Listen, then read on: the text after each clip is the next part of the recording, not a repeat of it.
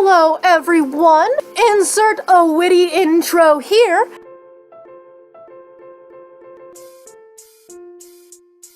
The first thing that I want to say to you guys today is that I'm mad. I am mad about this. It's bad and I hate it. That's it. Sonic is sacred to me. So today I want to try something different. Ooh. Today I want to try a story time. I have had many interesting things happen in my life, so if you're not into hearing about drunken shenanigans, you probably shouldn't watch this video, because it's a video entirely of drunken shenanigans. I made some really bad choices as a teenager. Looking back on them now, I am completely surprised that I came out of all those instances totally unscathed. I never faced any of the consequences for my actions. But that doesn't mean that you won't. When will you learn that your actions have consequences? So don't do the things that I have done. Real quick disclaimer, if you are watching this and you are any form of law enforcement, I just want you to know that this didn't even happen and none of it is real. Don't worry about it. This is the time that my friend got arrested. The year was 2016.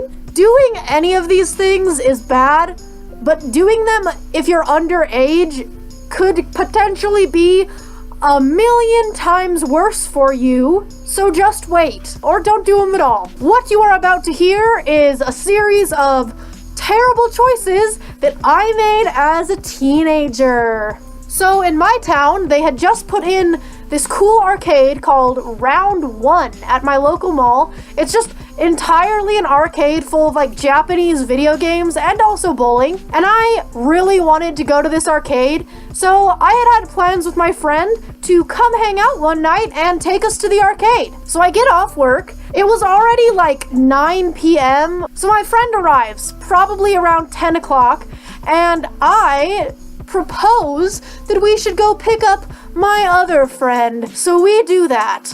We get to my other friend's house and I go inside to pick him up because we wanted to pregame. And by pregame, I mean that we just wanted to chug half a bottle of peach-flavored vodka. So we finish our business and head back out to the car to meet up with the other two people there. And as if we're already not sufficiently wasted, we decide that we are going to pull over and toke. That means smoke weed. Yes, I can do it by myself this time.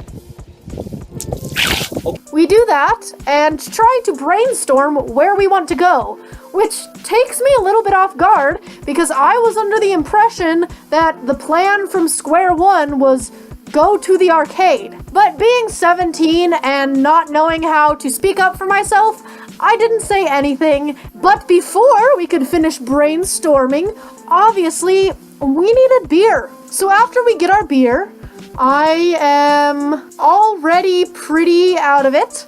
This is where my memory of the occasion starts to fade in and out a little bit. We're driving around. We're just driving around because no one can think of where to go.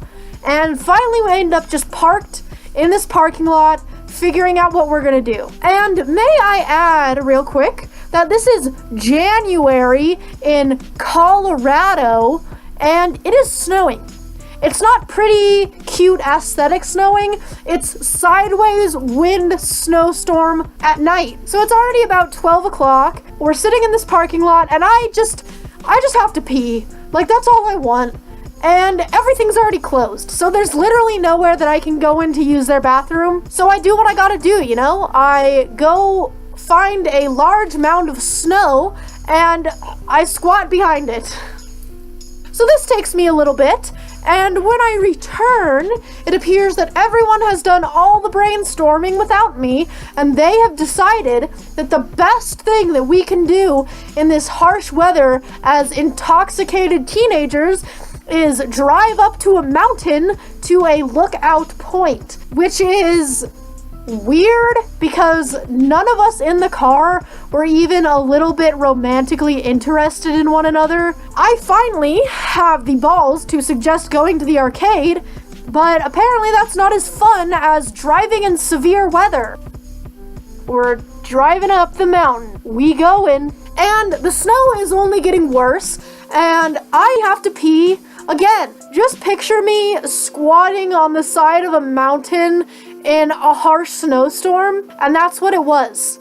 We keep driving, and finally other people in the car are starting to have second thoughts. The person in the passenger seat insists that we keep going. So we keep going for a little bit until finally the driver just makes a decision, and he says, no, we're turning around, this is dumb, I don't know why we did this in the first place. Ooh boy. We decide to finally turn around. We find a little place to pull into and get ourselves back down the mountain. Little did we know that we were driving down the wrong side of the road. That's a big no-no. That's step number 1 of driving. And it's still snowing harshly because we have put ourselves right in the eye of the storm on top of this mountain. Wouldn't you know it? Woo, woo, woo, woo!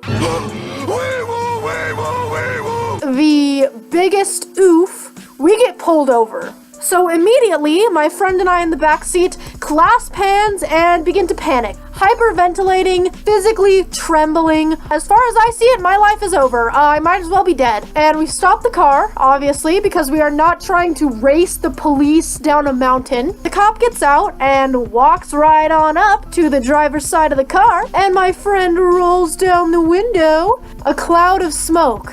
Poof.